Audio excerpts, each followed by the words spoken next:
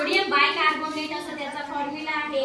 आणि हा घेतला आपण टिश्यू पेपर। डायरेक्ट व्हिनेगर मध्ये आपण सोडा टाकणार तर रिएक्शन होणार, म्हणून डायरेक्ट टाकत नाही।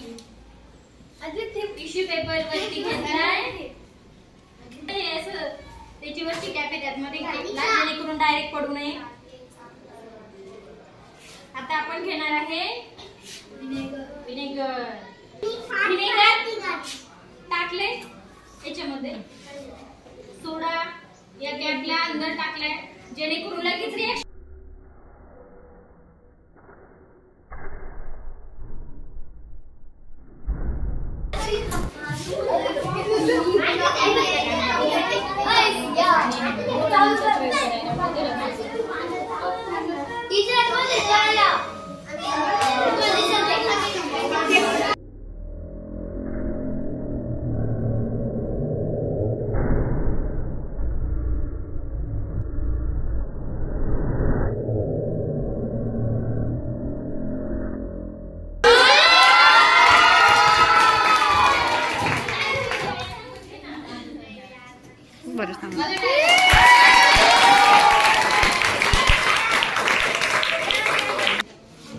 असं काय झालं हे का उडलं याचं मेन रिझन ज्यावेळेस व्हिनेगर म्हणजेच ऍसिटिक ऍसिड आणि सोडियम बायकार्बोनेट एकत्र येतात, त्यांची रिएक्शन होऊन तयार होतो कार्बन डायऑक्साइड वायू, हवा जागा व्यक्ते, मग खूप प्रेशर त्याचा दाब कार्बन डायऑक्साइडचा याच्यावर पडतो आणि हे वरती उडतं, म्हणून हे झालं केमिस्ट्री रॉकेट।